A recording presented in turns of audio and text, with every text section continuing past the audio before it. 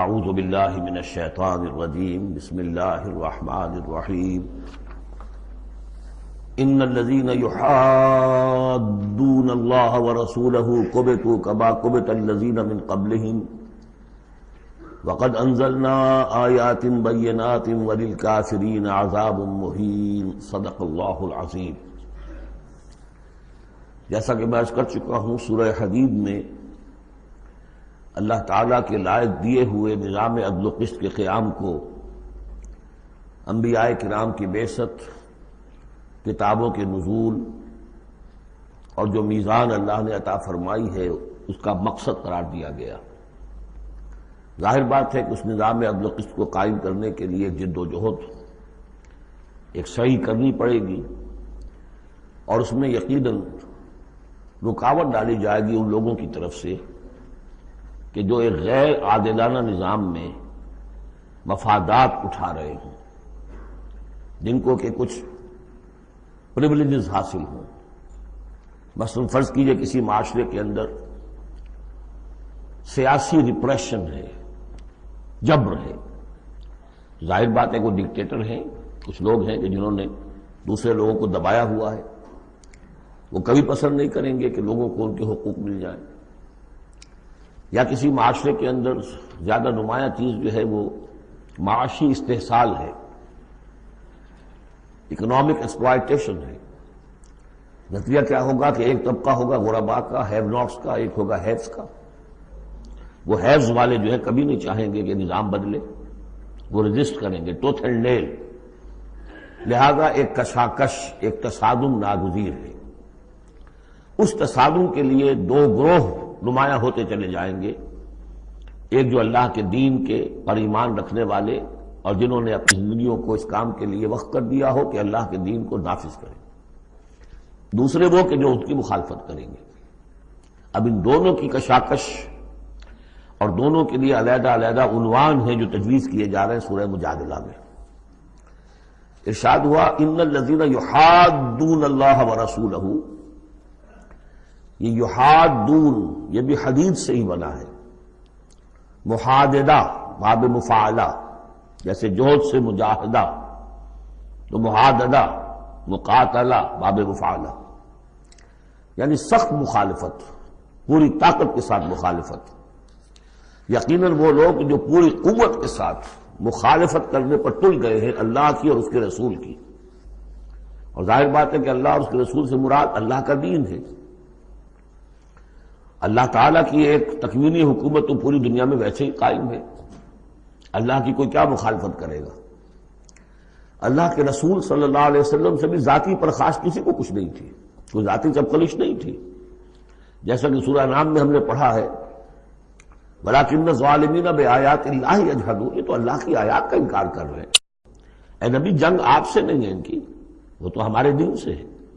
تو یعنی وہ لوگ کہ جو پوری قوت کے ساتھ مقابلہ کر رہے ہیں، مخالفت کر رہے ہیں اللہ کی اور اس کے رسول کی، یعنی اس کے دین کی اور اس کے دین کے قیام کی۔ دین بھی اگر رکھا رہے کتابوں میں لکھا ہوا اور مزید پی ایچ ڈیز اس پہ آپ کرتے رہیے، کتابیں لکھتے رہیے، تو انہیں کوئی اعتراض نہیں، لیکن جب آپ یہ کہیں گے کہ اس دین کو قائم کرنا ہے تو یہ ہے بات کہ جو بہرحال ٹھنڈے پیٹوں برداشت نہیں کی جا سکتی۔ ان الذین یحادون اللہ ورسولہ کبتوا کما کبت الذین من قبلہم، وہ خوار ہو گئے، تباہ ہو گئے جس طریقے سے کہ ان سے پہلے کے لوگ تباہ ہوئے تھے۔ یعنی یہ کہ جیسے قوم فرعون تباہ ہوئی، قوم نوح تباہ ہوئی، قوم ہود تباہ ہوئی، جس نے بھی مخالفت کی اللہ کی اور اس کے رسول کی، ان کا جو انجام ہوا وہ تمہیں معلوم ہے۔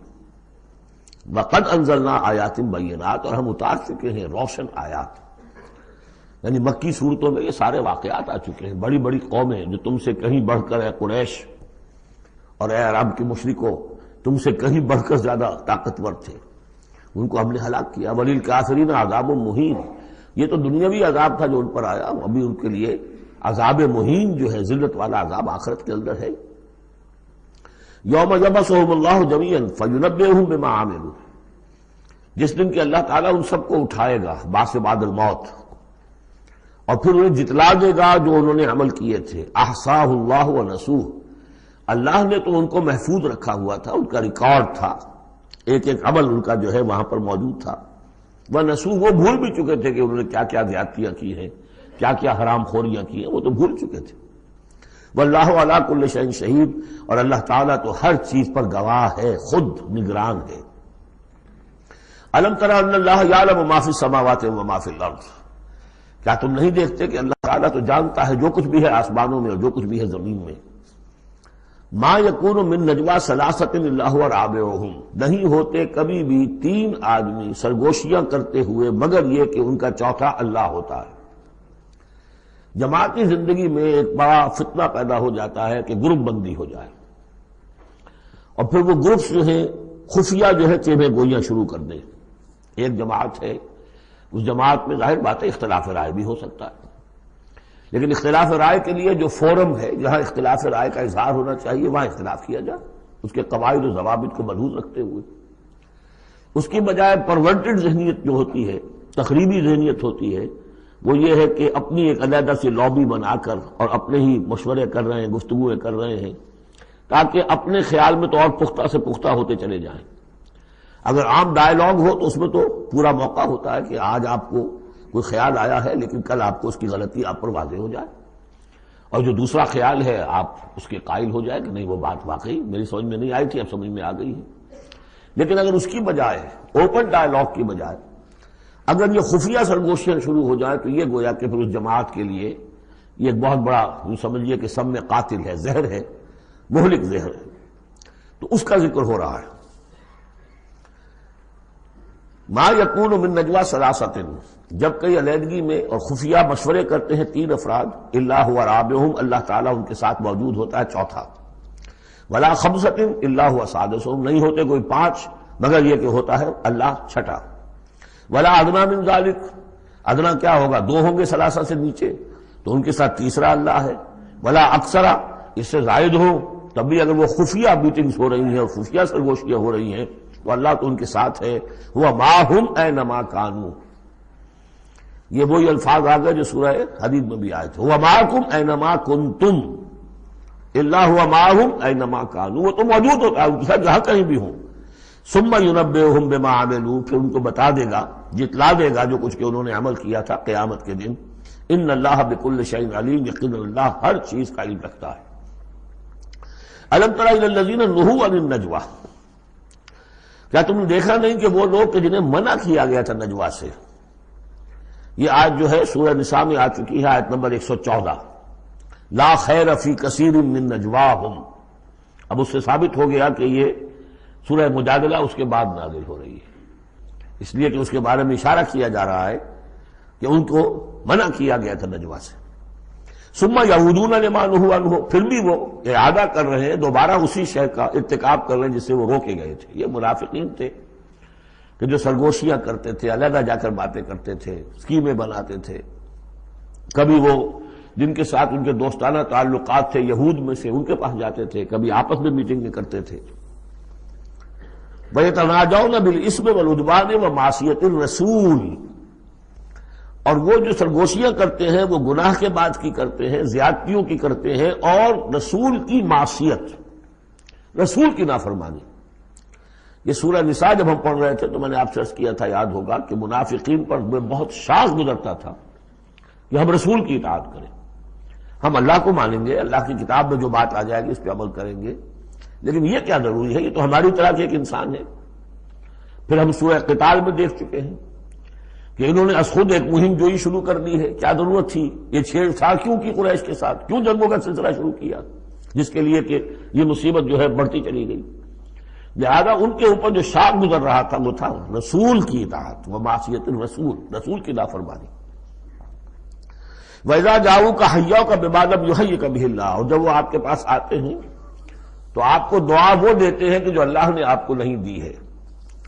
یہ ہم پڑھ چکے ہیں، سورہ نساء ہی میں یہ مضمون آیا تھا۔ تحیہ، عربوں کے ہاں سب سے بڑی دعا یہ تھی کہ حیاک اللہ، حیاتی ہوئے، اللہ تعالیٰ تمہاری زندگی دراز کرے، طویل کرے، اچھی زندگی دے۔ تو اس طرح کی بات ہے، لیکن وہ جب آتے تھے اس کے بعد اسلام میں اب جو گریٹنگز ہیں وہ السلام علیکم، لیکن وہ جب آتے تھے تو السلام علیکم السلام علیکم، سام کے معنی موت ہے، اے نبی آپ پر موت پڑے، اے مسلمانوں تم پر موت پڑے۔ لہذا وَإِذَا جَاءُوكَ حَيَّوْكَ بِمَا لَمْ يُحْيِكَ بِهِ اللَّهُ وَيَقُولُونَ فِي أَنفُسِهِمْ. اب دیکھیے یہ نفسیاتی بات ہے. دل ہی دل میں وہ کہتے تھے پھر لولا يعذبنا الله بما نقول، اللہ ہمیں عذاب کیوں نہیں دے رہا ہمارے اس کہنے پر. اس کا کیا مطلب ہے؟ یہ رسول نہیں ہے. اگر رسول ہوتے تو ہماری اس گستاخی پر فوراً ہماری زبانیں کھینچ دیتا اللہ تعالیٰ. یہ ہے وہ چیز جس سے کہ ہم نے سورہ حدید میں دیکھا تھا کہ پھر وہ جو تھوڑی بہت پونجی ایمان کی ہوتی ہے وہ بھی برف کی طرح پگھلنی شروع ہو جاتی ہے، زائل ہونی شروع ہو جاتی ہے. ایک شرارت کی، السلام علیکم یا رسول اللہ کہا، پھر اس کے بعد ہمیں پکڑ تو کوئی نہیں ہوئی. اس کا مطلب یہ اللہ کے رسول نہیں ہے. اللہ کے رسول ہوتے تو اللہ اپنے رسول کی یہ توہین اور یہ استہزاء کا بھی برداشت نہ کرتا. حسبہم جہنم، ان کے لیے تو اب جہنم ہی کافی ہے، موضوع ہے. یصلونہا، اس میں وہ داخل ہوں گے، فبئس المصیر، اور بہت برا ٹھکانہ ہے.